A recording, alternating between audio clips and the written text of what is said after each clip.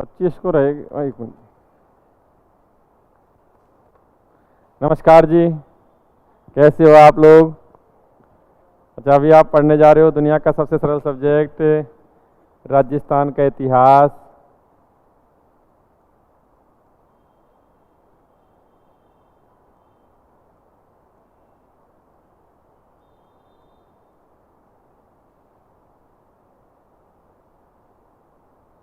इस सब्जेक्ट में विगत क्लास में आप पढ़ रहे थे मेवाड़, और मेवाड़ में भी सिसोदिया वंश,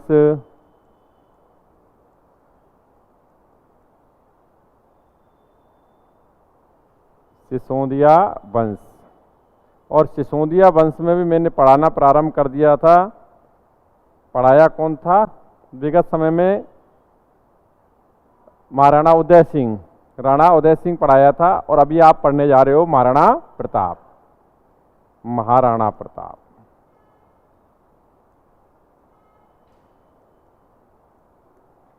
महाराणा प्रताप शासनकाल 1572 से 1597।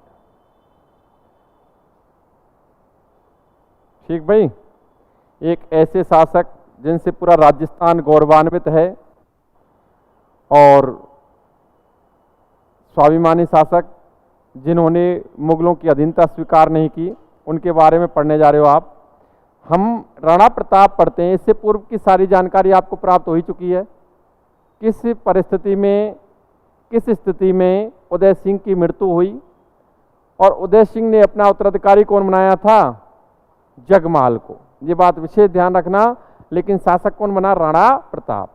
उन कंडीशंस को हम दोबारा से बताएंगे, रिवाइज करेंगे। लेकिन अभी देखो सामान्य सा डाटा। राणा प्रताप जिनके पिता का नाम क्या? पिता कौन? उदय सिंह। ठीक भाई। माता, बिल्कुल सही नॉलेज आपको, जयवंताबाई, जयवंताबाई या जयंतोबाई। नेक्स्ट बात करें तो इनका जन्म, बिल्कुल सही आंसर, 9 मई 1540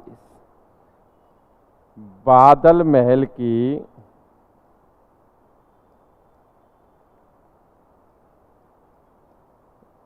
जूनी की कचहरी में।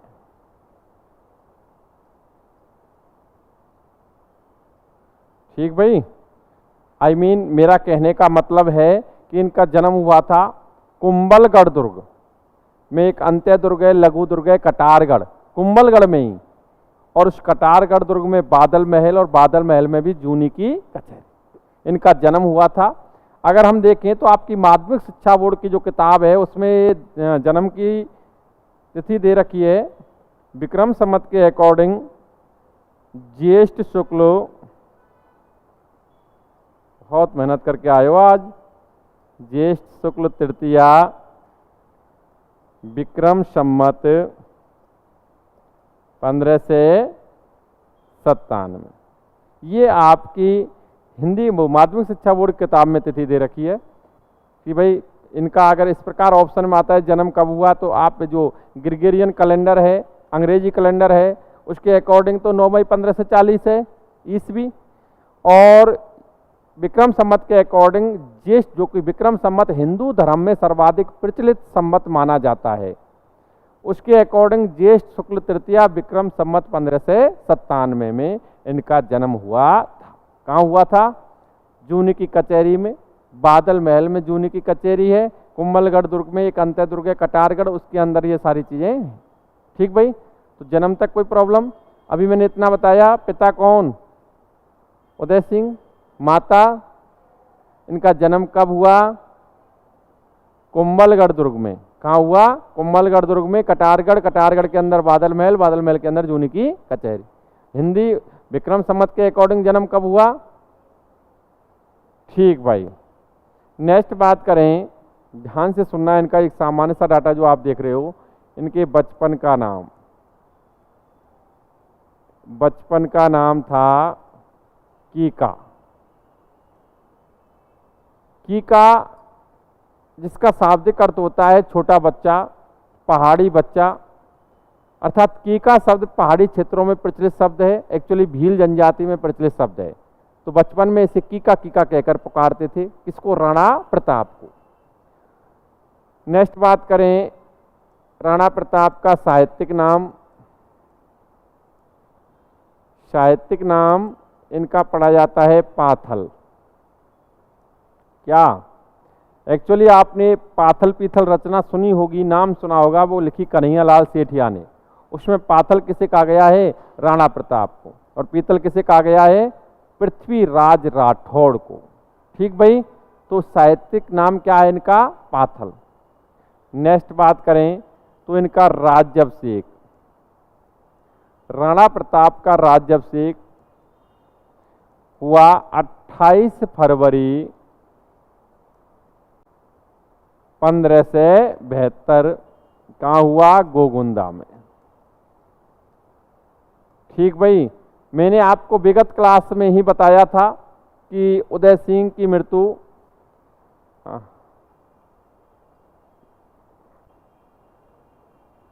उदय सिंह की मृत्यु 28 फरवरी 1572 को हुई। उस दिन होली का त्यौहार था।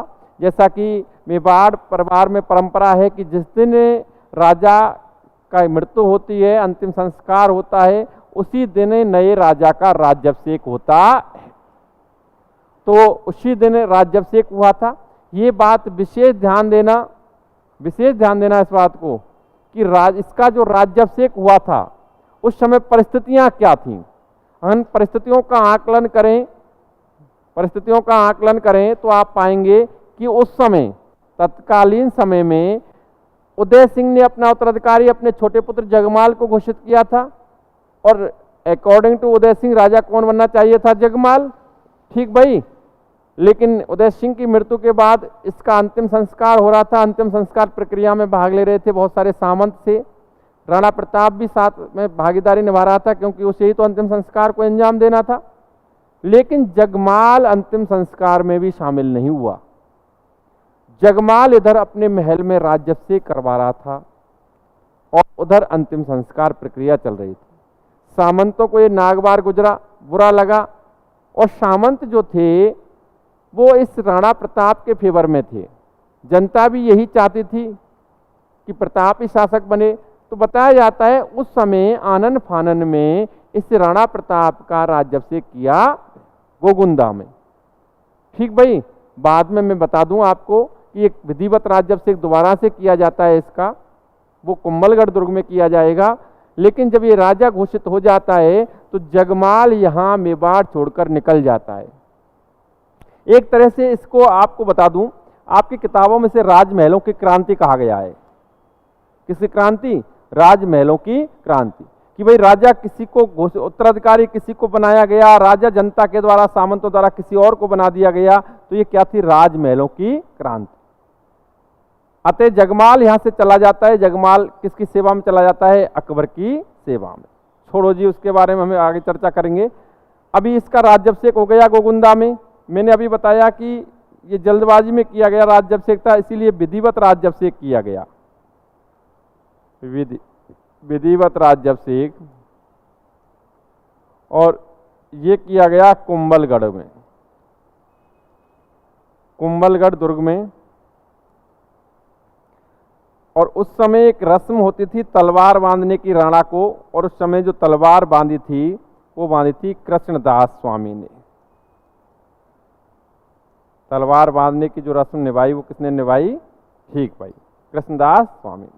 ये सामान्य सा डाटा बता रहा हूं केवल, और एक ऐसे शासक के बारे में आपको पढ़ाने जा रहा हूं जिससे लगभग हर एग्जाम में क्वेश्चन आने की संभावना ज़्यादा रहती है। सेकंड ग्रेड फर्स्ट ग्रेड में तो आना ही होता है एक क्वेश्चन, ध्यान रखना इस बात को। नेक्स्ट बात करें हम तो इनकी पत्नी का नाम, राणा प्रताप का ही डाटा चल रहा है, ध्यान रखना। पत्नी कौन? अजबदे पवार। अजबदे पवार। नेक्स्ट बात करें तो इनके पुत्र के नाम, जो इनके बाद शासक बना था वो था अमर सिंह। कौन था? अमर सिंह, जो आप जानते हैं इसके बाद शासक बना था। नेक्स्ट डाटा, इनका प्रिय घोड़ा था चेतक। अब देखो आने वाले समय में चेतक के संदर्भ में ये भी बताया जाएगा कि हल्दी घाटी के दौरान घायल हुआ, मृत्यु को आगे चल के प्राप्त हुआ, इसकी छतरी कहाँ बनी हुई है, ये चर्चाएं बाद में की जाएंगी। और तो मैं केवल एक सामान्य डाटा लिखा रहा हूं। राणा प्रताप का प्रिय हाथी राम प्रसाद। नेक्स्ट बात करें तो राणा प्रताप का दरबारी साहित्यकार, ये क्वेश्चन आरएस के एग्जाम में भी आया हुआ है और एक बाद में भी किसी एग्जाम में आया हुआ है कि राणा प्रताप का दरबारी साहित्यकार कौन था। आप लोग चूंकि सभी जीनियस हैं स्टूडेंट, मुझे बताएंगे। ये तो कन्फर्म है, सिलेक्शन तो तुम्हारा सबका होना ही है, जिसका जो कंपटीशन है उसी में। ठीक, ये तो आप भी सोचा करो ऐसा ही, और आप लगातार मेहनत कर रहे हो तो कहीं ना कहीं आपको इसका फल भी मिलना ही चाहिए। बताएगा कोई दरबारी साहित्यकार कौन था? आंसर चक्रपाणी मिश्र। चक्रपाणी मिश्र।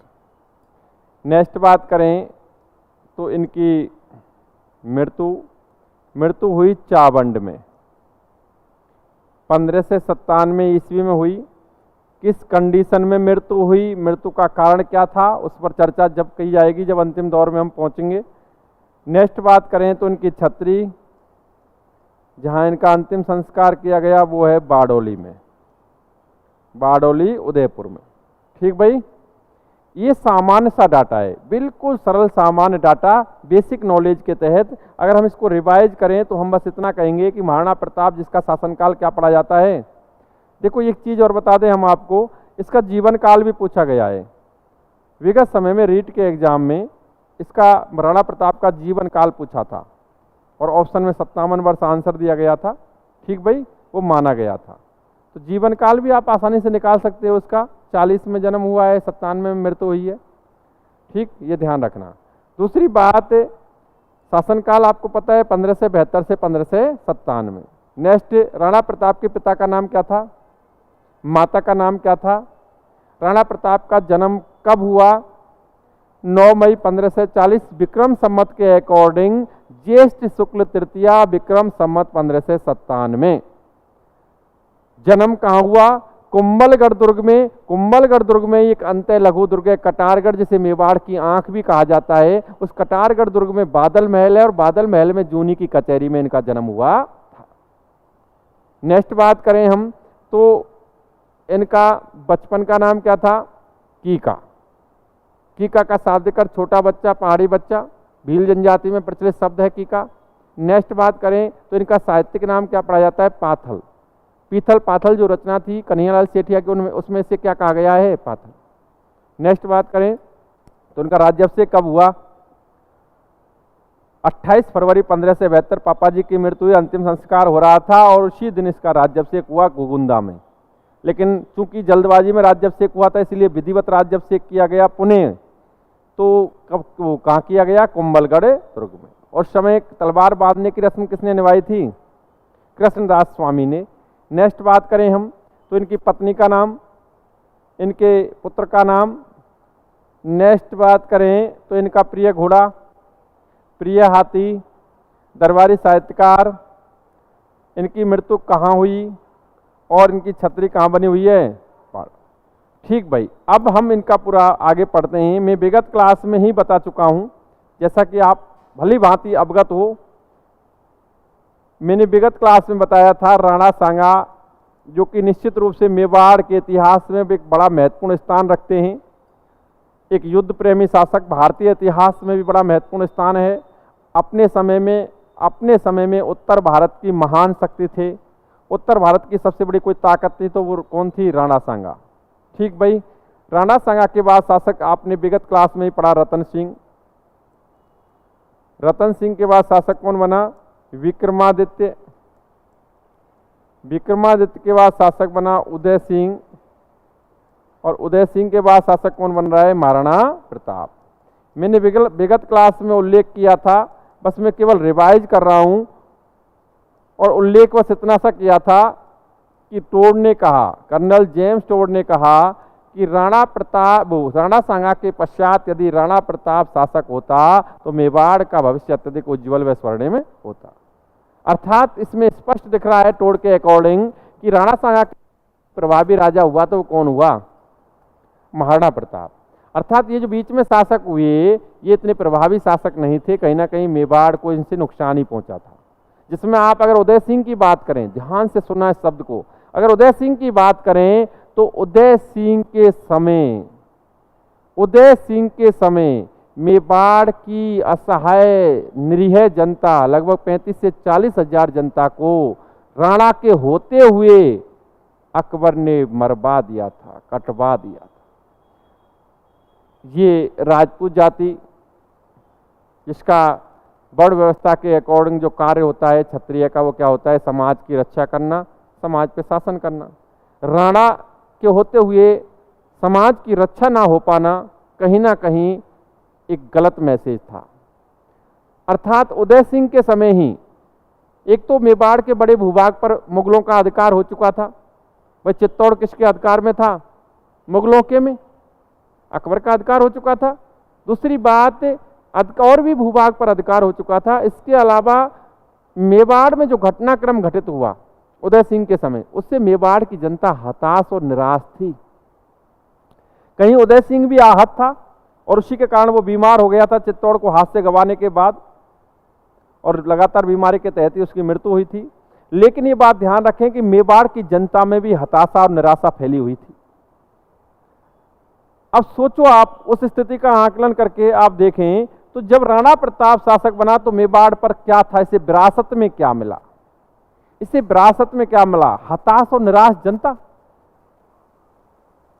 आर्थिक रूप से मेवाड़ बहुत ज्यादा क्षतिग्रस्त था, कह सकते हैं नुकसान ही झेल रहा था, आर्थिक स्थिति मजबूत नहीं थी। तो कहीं ना कहीं विरासत में इसे कठिनाइयां मिली।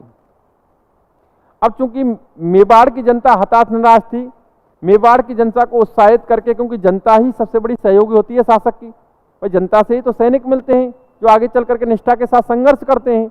तो जनता में एक उत्साह लाना जरूरी था। जनता का विश्वास राणा से उठ चुका था उदय सिंह के समय।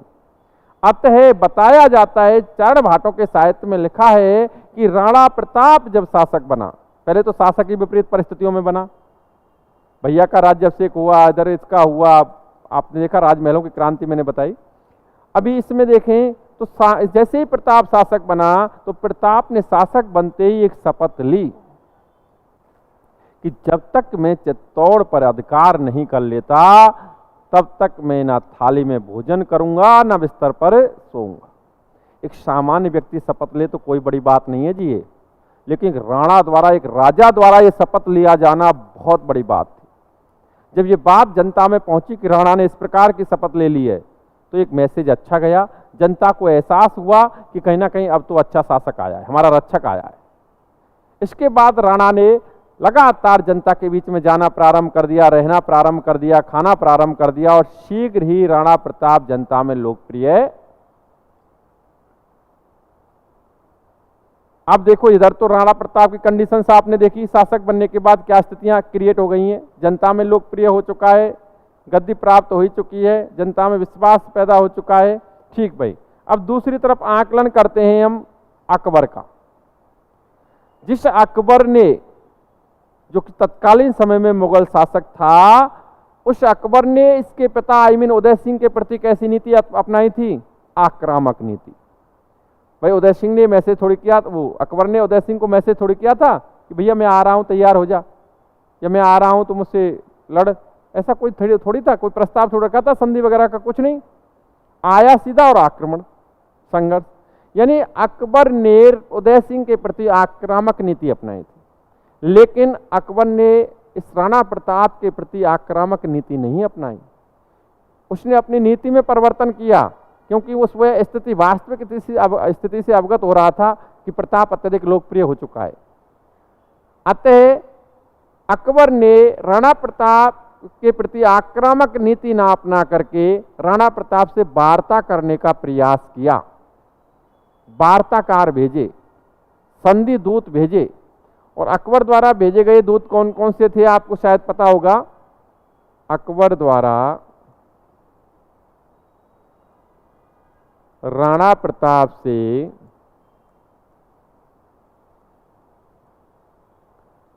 वार्ता हेतु भेजे गए वार्ताकार। वार्ताकार जो भेजे थे उनमें एक पहला नाम आता है जलाल खां का। किसका नाम आता है? जलाल खां कोरची या जलाल खां। ठीक भाई। ये दूसरा नाम आता है मान सिंह का। मान सिंह जो कछवाहा शासक रहा है। ठीक भाई। मान सिंह के अलावा तीसरा नाम आता है भगवंत दास का या भगवान दास का। और अंतिम रूप से जो भेजा गया था वो था टोडरमल। कौन था? जलाल खां गया था नवंबर 1572 में। मान सिंह गया था जून 1573 में। भगवंत दास गया था अक्टूबर 1573 में। और टोडरमल गया था दिसंबर 1573 में। अर्थात इस प्रकार कितने दूत भेजे थे? देखो ये एक बहुत ही महत्वपूर्ण क्वेश्चन है आपके एग्जाम की दृष्टि से। अब तक 3 से 4 बार ये क्वेश्चन पूछा जा चुका है घुमा करके। जैसे 2000 थर्ड ग्रेड 2013 में क्वेश्चन आया था कि अकबर द्वारा राणा प्रताप को भेजे गए दूतों का क्रम बताइए।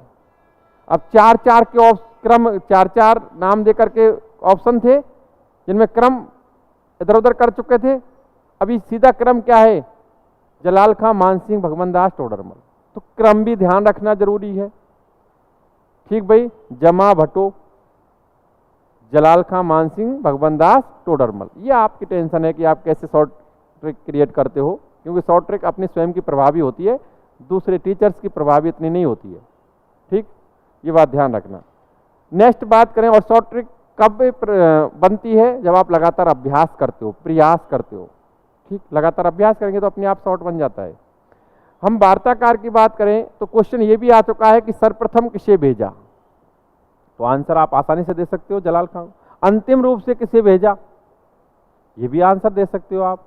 द्वितीय वार्ताकार कौन था, तृतीय वार्ताकार कौन था। तो ये सारे क्वेश्चंस आपके सामने हैं, कब भेजे, कैसे भेजे, सारी चीजें। और कहीं ना कहीं ये क्वेश्चंस एग्जाम में कई बार आया है। ठीक भाई, ध्यान रखना है। अभी हम देखें, अगर वार्ताकार भेजे तो रिजल्ट्स क्या निकलते हैं। रिजल्ट्स की हम अवलोकन करें तो जलाल खां को भेजा और जलाल खां से इस राणा प्रताप ने बता दिया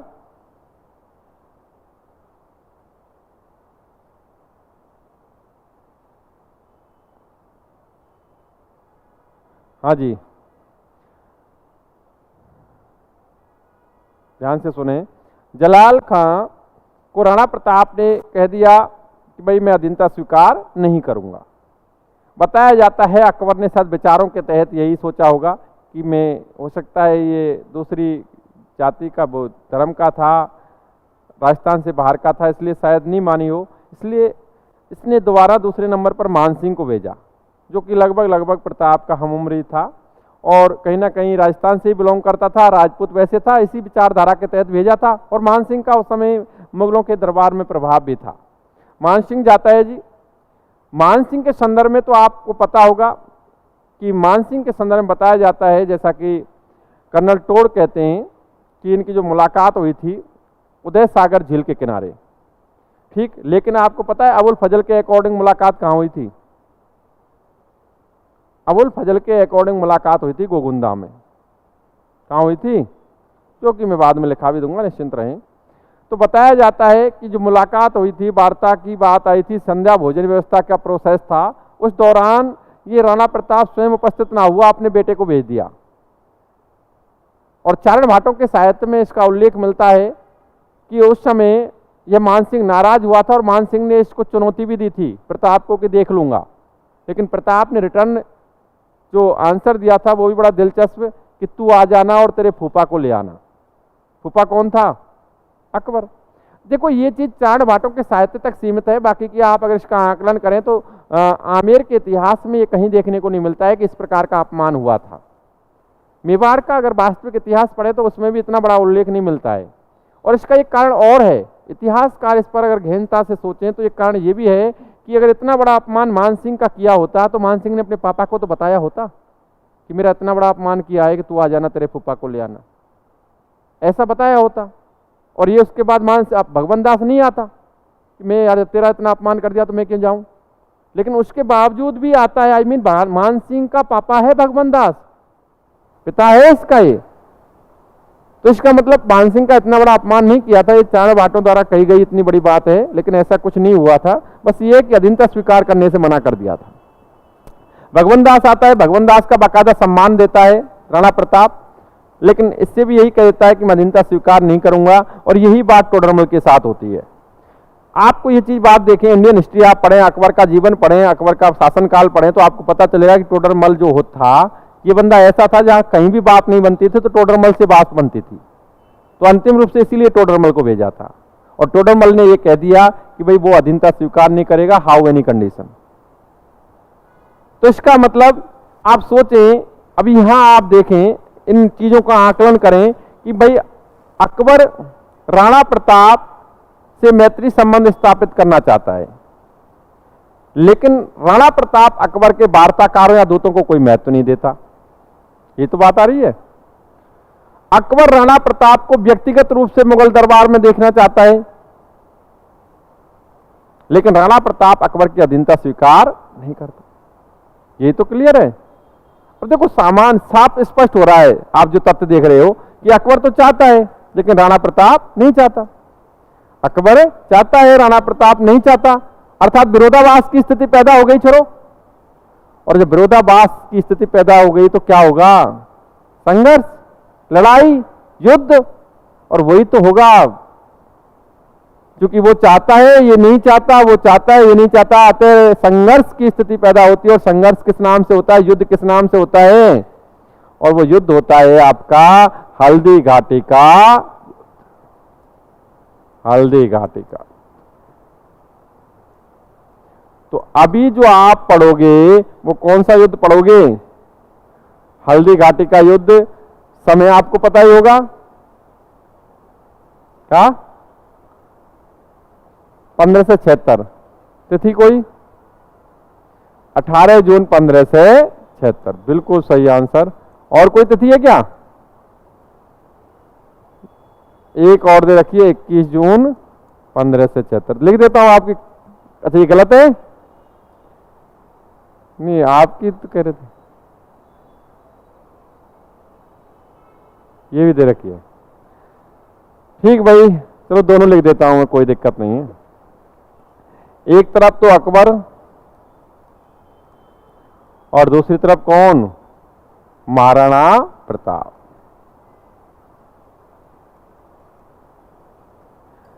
देखो आप, चलो तिथि पर चर्चा हो जाएगी, कोई दिक्कत नहीं है, आप निश्चिंत रहें। हम सबसे पहली चर्चा कर लेते हैं अकबर। अकबर का इसमें प्रधान सेनापति कौन था? मानसिंह।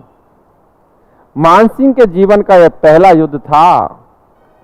आमेर का राजकुमार मानसिंह, भगवान दास का पुत्र, ठीक उसके जीवन का पहला युद्ध था जिसमें से प्रधान सेनापति बनाया गया था।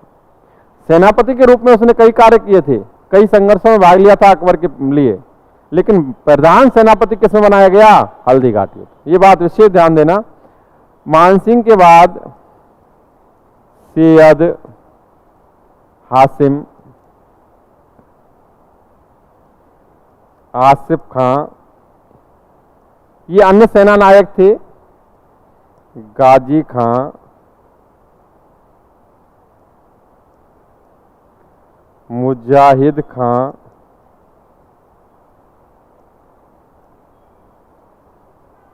मेहतर खां और जगन्नाथ कछवाहा।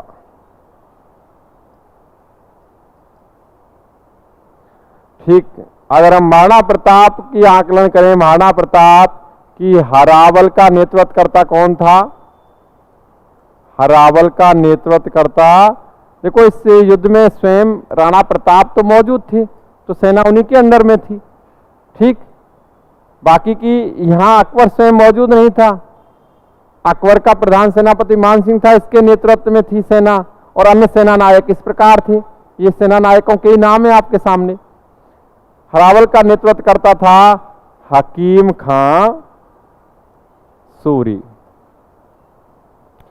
देखो कितनी बड़ी विडंबना है। यहां एक चीज और देखने को मिल रही है आपको कि एक मुस्लिम शासक का प्रधान सेना नायक कौन, हिंदू मान सिंह, और एक हिंदू सेना नायक, उस हिंदू शासक का हरावल का नेतृत्व करता। हरावल जानते हो क्या होता है? नहीं जानते।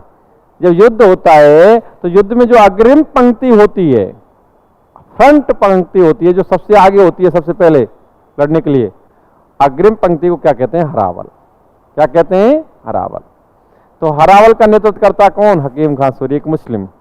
नेक्स्ट बात करें तो राणा प्रताप के सहयोग हेतु भीलों का सरदार पूंजा भील भी आया था। ठीक भाई, पूंजा भील था जो कि चंदावल में था। जो लास्ट की लाइन होती है उनमें क्या, उसे क्या कहते हैं? चंदावल। ठीक भाई। इसके अलावा और भी सहयोगी थे, रावत, किशनदास, ठीक, और इसमें पुरोहित गोपीनाथ, जयमल मेहता, झाला बीदा, और भी भीम सिंह डोडिया, मान सिंह सोनगरा, ये और भी कई सहयोगी थे जिनका उल्लेख मैं करूंगा बाद में, और भी कई अलग से लिखा दूंगा। यहां थोड़ा जगह कम है, इन नामों को मैं अलग से लिखा दूंगा। लेकिन इस प्रकार ये हाईलाइट नाम आपके सामने आ गए। अभी मैं एक क्वेश्चन पूछता हूं, फिर हम चर्चा करेंगे। बड़ी चर्चा इस पे ही होगी कि भाई समय क्या है। हम आपसे पूछते हैं कि भाई अकबर की इस हल्दी घाटी युद्ध में अकबर की हरावल का नेतृत्व करता कौन था? देखो पहली बात, इधर से तो आ गया आपका हकीम खां सूरी था प्रताप, लेकिन अकबर की हरावल का नेतृत्व करता कौन था? अकबर की वह सेना जो मान सिंह के नेतृत्व में आई थी, उसकी हरावल का नेतृत्व करता कौन था? बहुत अच्छी बात। और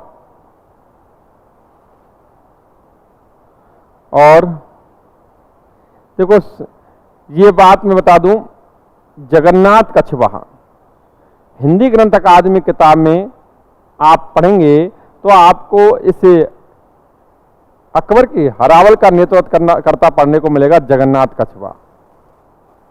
एनसीईआरटी किताब पढ़ोगे आप 12th की या कोई जो भी है, तो आपको इसका नेतृत्व करता, हरावल का नेतृत्व करता मिलेगा सैयद हासिम। कौन मिलेगा? तो दोनों ही गवर्नमेंट किताबें हैं, तो हम दोनों को इग्नोर नहीं कर सकते। और रियल फैक्ट यह है कि आप जब भी कोई विस्तृत रूप से अध्ययन करोगे किसी किताब में, तो आपको ये दोनों ही नाम एक साथ मिल जाएंगे।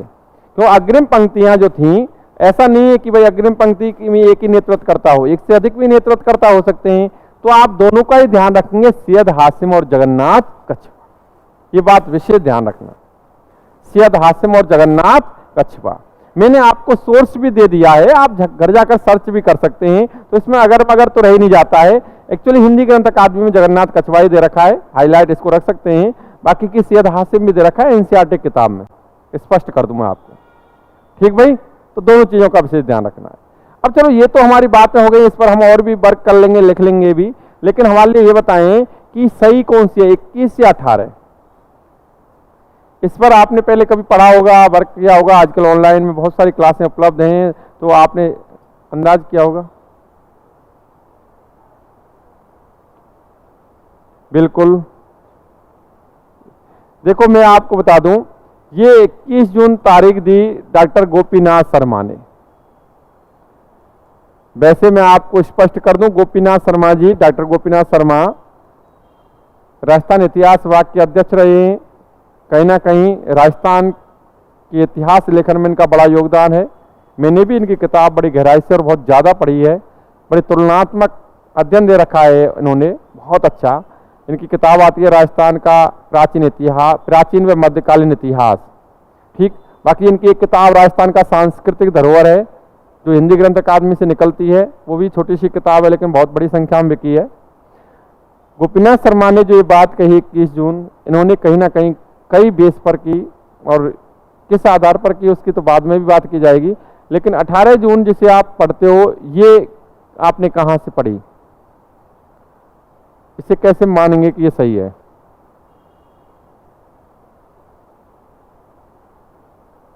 देखो 18 जून 1576 ये जो दे रखी है, ये आपकी माध्यमिक शिक्षा बोर्ड किताबों में दे रखी है, एनसीईआरटी किताब में भी ये दे रखी है।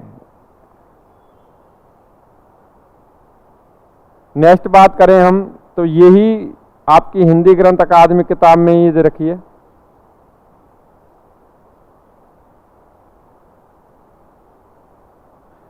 और यही तिथि आपकी दी ए.एल. श्रीवास्तव ने।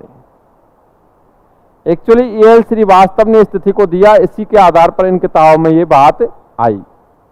अब ए.एल. श्रीवास्तव, आशीर्वादी लाल श्रीवास्तव, इनका अगर देखें तो भारत का मध्यकालीन इतिहास नाम से किताब निकलती है, बहुत ही रोचक किताब है, एक अच्छे ऑथेंटिक लेखक हैं, किताब भी अच्छी है, बहुत मैटर भी अच्छा दे रखा है ए.एल. श्रीवास्तव ने। उसमें ये लिखा हुआ है कि 18 जून 1576 को हुआ।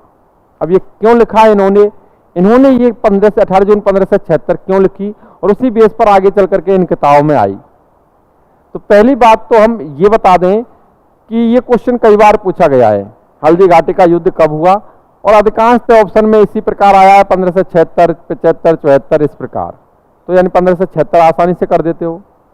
बात इस प्रकार आती है कि सब तिथियां आ जाएं तो मैं स्पष्ट कर दूं कि कभी भी ये क्वेश्चन पूछा जाता है आरपीएससी में, तो ये क्वेश्चन ध्यान रखें कि 18 जून 1576 ही करना है आंसर, क्योंकि सारी गवर्नमेंट किताब में क्या लिखा हुआ है। तो क्योंकि आरपीएससी स्रोत मांगती है और स्रोत हम गवर्नमेंट किताबों का ही दे सकते हैं, तो गवर्नमेंट किताबों के अकॉर्डिंग ये आंसर देना पड़ेगा। तो आंसर क्या है? 18 जून 1576। लेकिन एक वास्तविकता से अवगत करा दूं आपको, वास्तविकता ये है कि युद्ध 21 जून को ही हुआ था। कब हुआ था? अब ये तो मुझे प्रमाणित करना है, मुझे बताना है कि 21 जून को कैसे हुआ था, उसमें तो कोई दिक्कत ही नहीं है, बता दूंगा। लेकिन अगर एग्जाम में आता है, आरपीएससी पूछती है, तो आंसर क्या देना है? ठीक भाई। और 18 जून ऑप्शन में ना हो और अदर तिथियां हो और 21 जून हो तो कोई दिक्कत ही नहीं है। यस, स्पेशली इस प्रकार पूछता है कि गोपीनाथ शर्मा के अकॉर्डिंग कौन से तिथि को हुआ था, तो आंसर 21 ही होगा, उसमें कोई दिक्कत ही नहीं है।